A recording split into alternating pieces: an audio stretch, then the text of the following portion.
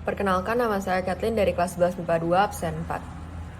Saya Yumiko dari kelas 11 MIPA 2 nomor absen 14. Saya Jessica dari kelas 11 MIPA 2 nomor absen 18. Nama saya Krisi, absen 27. Nama saya Niko dari 11 MIPA 2 nomor absen 28. Pada masa awal COVID-19 di Indonesia, pendidikan sempat terhambat akibat adanya aturan yang mengharuskan kita untuk di rumah saja. Tentu saja ini menjadi tantangan yang cukup berat bagi para warga sekolah, baik bagi para guru yang mencari cara bagaimana agar kegiatan belajar mengajar bisa segera terlanjut, dan bagi para murid yang mengharuskan kegiatan belajar mengajar dilakukan secara jarak jauh. Misi kita kali ini adalah bagaimana pendidikan ini tidak terhambat dalam kondisi apapun. Seperti yang kita tahu, kini sudah banyak penemuan-penemuan baru selama masa COVID-19. Penemuan-penemuan inilah yang akhirnya akan membantu agar pendidikan tidak terhambat walaupun dalam kondisi COVID-19. Latar belakang misi ini adalah munculnya COVID-19 di dunia. Pada mulanya, di tahun 2019 akhir, COVID-19 ini mulai menyerang di kota Wuhan, Cina, dan mulai menyebar ke berbagai negara, terutama di Indonesia. Virus corona ini menyerang sistem pernapasan, dan penyakit akibat infeksi ini kita sebut dengan COVID-19.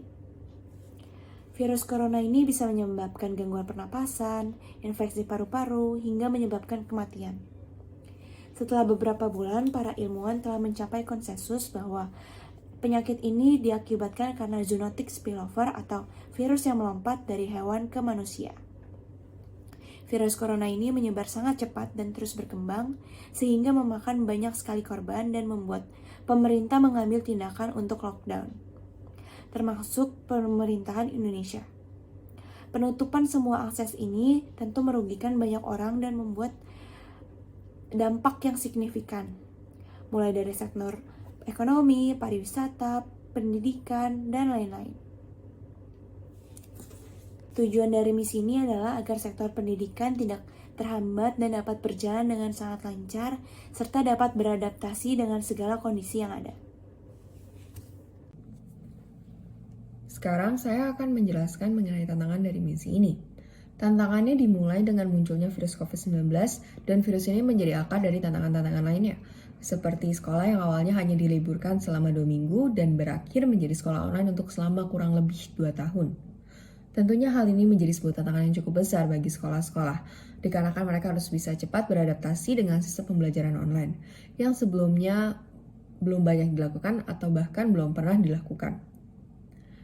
Ditambah lagi, tidak seluruh sekolah dapat memfasilitasi murid-muridnya untuk mengikuti pembelajaran secara online, dikarenakan membutuhkan teknologi yang cukup canggih untuk melakukannya. Hal ini menyebabkan aktivitas belajar mengajar sempat terhambat. Saya akan menjelaskan mengenai solusi yang ditawarkan oleh kelompok kami. Solusi dari kelompok kami adalah menggunakan platform online yang bisa membantu proses belajar mengajar sekolah di rumah. Contoh platform-platform yang sering dan sudah digunakan sebagian besar pelajar di Indonesia adalah Google Classroom, Google Meet, Zoom, Google Docs, Google Slides, dan tentu masih banyak lagi. Solusi ini merupakan sesuatu yang sudah ada tetapi sangat efektif dalam pembelajaran secara online. Dengan menggunakan beberapa platform tersebut, guru dan murid dapat melakukan interaksi dalam proses belajar mengajar dengan lebih mudah. Dalam menyampaikan solusi yang kami tawarkan, kami membuat produk podcast sebagai medianya.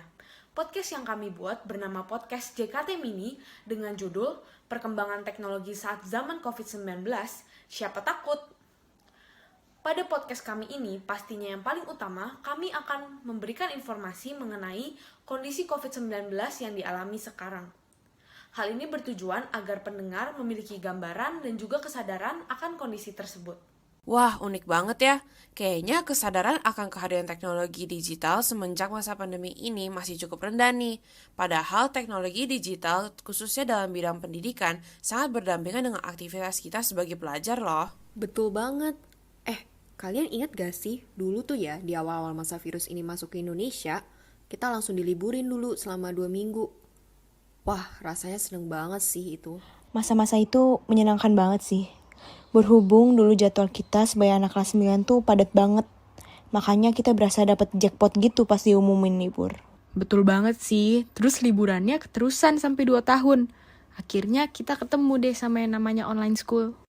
Iya, bahkan waktu itu kita menjadi angkatan pertama yang menjalani wisuda SMP secara online loh. Dalam kondisi COVID-19 yang sudah digambarkan tadi, pastinya ada masa adaptasi yang kita hadapi. Maka dari itu, podcast ini juga akan membahas bagaimana masyarakat menghadapi masa adaptasi tersebut dari berbagai sisi, yaitu ada dampak buruk dan juga ada dampak baiknya. Salah satu dampak baiknya adalah banyaknya teknologi digital yang muncul pada masa pandemi ini, khususnya dalam bidang pendidikan. Sebenarnya teknologi-teknologi itu sudah ada sebelum COVID-19 terjadi loh. Cuman kita tidak menggunakannya karena memang saat itu belum diperlukan. Wah, bentar-bentar. Aku baru tahu nih. Jadi, sebelum era COVID-19 ini, media-media seperti Google Meet, Google Classroom, Zoom, dan lain sebagainya itu tuh udah ada. Udah dong, bahkan sebenarnya juga sudah digunakan di dunia pekerjaan juga. Hanya saja belum pernah digunakan untuk kegiatan belajar mengajar. Keren juga ya teknologi zaman sekarang. Jadi sebenarnya ada sisi positifnya juga ya dari munculnya COVID-19 ini. Kalau dipikir-pikir benar juga sih. Kita jadi bisa lebih mengenal dan menggunakan teknologi-teknologi yang sudah ada. Terus ada banyak banget penemuan-penemuan baru yang ditemukan saat COVID-19 ini berlangsung.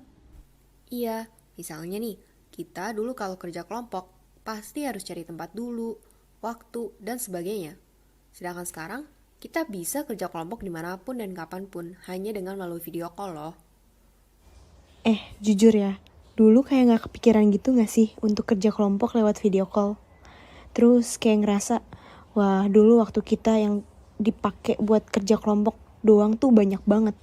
Jadi kurang efisien gitu ternyata. Bener banget. Bahkan dulu kita bawa buku banyak dan berat-berat semua sampai sakit pinggang. Ternyata sekarang kita udah gak perlu bawa buku ke sekolah karena udah ada teknologi e-book. Jadi bawa laptop atau tablet aja udah cukup deh. Untuk melanjutkan pembahasan sebelumnya, kami juga membicarakan tentang beberapa contoh teknologi digital dalam bidang pendidikan yang muncul di masa pandemi ini. Contohnya adalah teknologi e-book, Google Classroom, Google Meet, Zoom, dan lain-lain. Dalam podcast ini, kami juga memberikan pendapat kami tentang manfaat dari teknologi tersebut dan bagaimana penemuan-penemuan tersebut dapat terus berguna untuk kemudian hari. Iya juga ya. Tapi kira-kira nanti di masa depan, teknologi-teknologi ini masih digunakan nggak ya sama kita semua? Kan nanti COVID-19 akan menjadi penyakit biasa dan semuanya akan kembali seperti awal sebelum COVID. Menurut aku masih digunakan sih. Betul. Dan pastinya semakin berkembang sih. Kenapa bisa begitu? Soalnya, pasti penemuan-penemuan ini mempermudah kita untuk melakukan kegiatan belajar mengajar. Kayak sekarang aja nih, kita tidak datang ke sekolah, cukup di rumah saja juga udah bisa mendapatkan ilmu loh. Ya, walaupun datang ke sekolah itu tetap perlu, tapi dari online school ini kita belajar bahwa menimba ilmu tuh gak harus dari sekolah, namun bisa dari mana saja. Bener banget tuh. Selain itu, kegiatan kerja kelompok juga bisa semakin lebih efisien dan lebih mudah nggak sih? Tentu, karena sekarang semua bisa dilakukan dimanapun kita berada dan kapanpun kita mau. Bersyukur banget deh di era ini teknologi tetap bisa berkembang sehingga bisa membantu memudahkan kegiatan-kegiatan yang kita lakukan. Gak cuma teknologi, tapi kitanya juga berkembang loh. Contohnya, lihat aja murid-murid zaman sekarang kayak kita ini. Oh ya, benar juga. Secara tidak sadar, kita juga berkembang mengikuti zaman dan teknologi yang ada. Kita berhasil melakukan adaptasi dengan gaya hidup yang baru dan berhasil terbiasa menggunakan teknologi yang ada dengan baik. Iya, dari yang tidak tahu bagaimana cara menggunakan Google Meet, Zoom, Google Calendar, Google Classroom, sekarang malah menjadi sangat mahir. Bener banget. Sekarang kita tuh dimudahkan banget ya. Intinya dampak dari COVID-19 itu sebenarnya ada positifnya juga loh, bukan cuma negatif doang. Yap, negatifnya mungkin emang kita menjadi semakin susah bertemu dengan orang. Harus jaga jarak, sulit bersosialisasi, dan masih banyak lagi sih. Iya, sedangkan sisi positifnya, kita bisa jadi lebih mengenal teknologi-teknologi baru dan bisa lebih berkembang baik teknologinya maupun kitanya sendiri.